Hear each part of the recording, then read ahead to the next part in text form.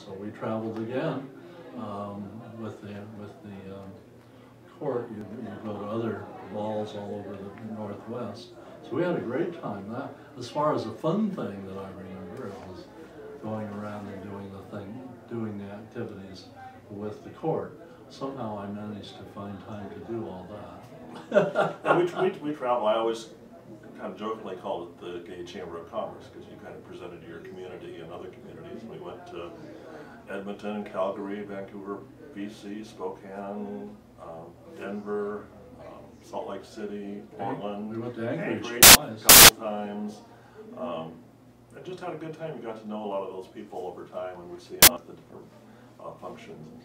So it was a very interesting time. You're out and active in a social time. So. And that was certainly part of gay activism as well, to be out and to be seen, and to start people thinking about transgender roles and how the drag queen fits in with the transgendered people. It's pretty complicated. Nice mix of people, and of course we weren't dressing up. We were just being guys. But we'd have our annual ball in Tacoma and go to the Bicentennial Pavilion. It's an openly gay function down there.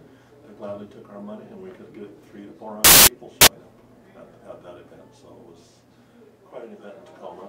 So we can do it as well as any other big city on the West Coast. So. And the court's still going, but they get along without us. What's that? Do you have any fun or highlight?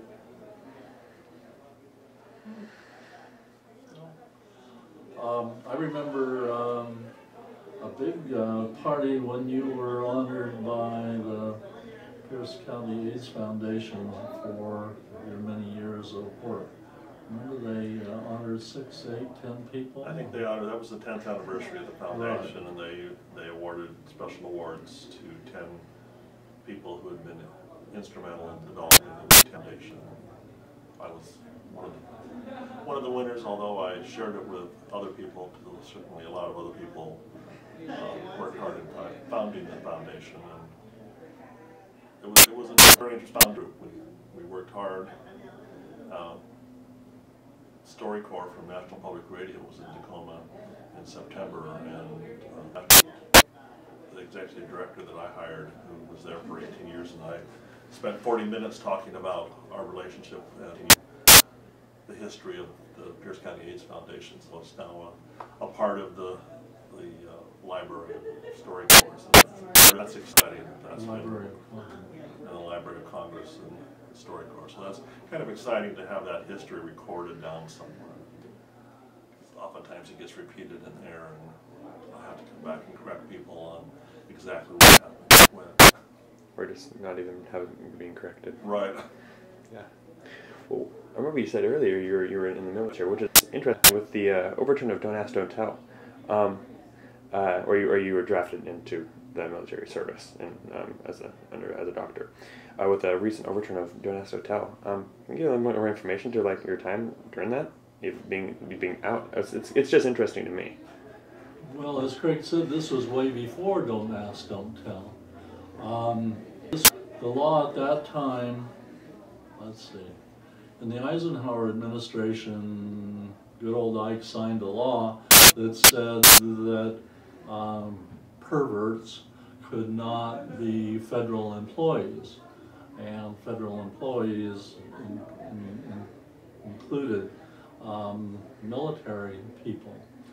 So there was a law that said that you couldn't be gay and in the service, but it was just a matter of checking or not checking a box on your when you enlisted.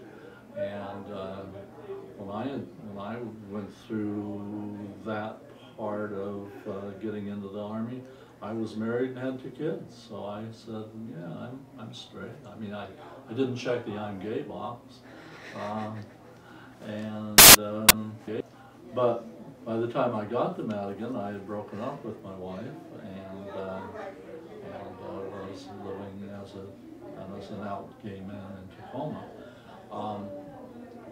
We never I don't remember that we ever hid the fact that I was gay or that we were a couple, because we got together soon after I got into the military. If you have to go in the military, be sure and go in as a major. That's a really good place to start. So I was a major out at Madigan, and I didn't even know how to salute, but that didn't matter. Everybody else saluted me. And so we moved in the circle of captains and majors and colonels and the junior general that ran the hospital. And we socialized widely with everybody else there. There were plenty of enlisted men and women who were gay. We went to lunch together all the time, laughed and carried on out there. And I remember one friend of ours got really tired of it. He was a private and told his commanding officer that he was gay and he wanted out. And the guy and the fellow said, "I'm sorry. You do good work. We're fighting a war in Vietnam. We spent all this money on training you. You can be as gay as you want to, but you're staying in the military till your time is up." And that was pretty much their take on it. That reminds me of the opposite situation. Another way that I was involved in gay activism was that I became a member of the Seattle Counseling Service for Sexual Minorities, and my role there was to interview young men who wanted to get out of the draft by saying that they were gay. And there were plenty of, I'm sure there were thousands of people across the country that did that.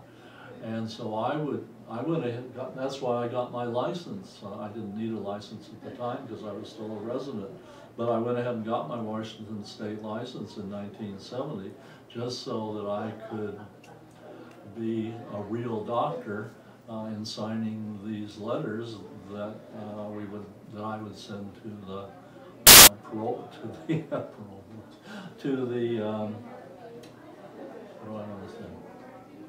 to the draft boards to say that so and so was gay and therefore should not be drafted. And of course, they all were successful because they didn't want to draft anybody that was gay. So that was also a bit of activism that was a little on the edge. I don't remember anybody else coming forward and being willing to do that. I thought it was my role to do. But once I got into the military, it was fun. Didn't have any trouble. Nobody ever raised an eyebrow. Lots of several other officers at Madigan were gay and were lesbian, and it was fine.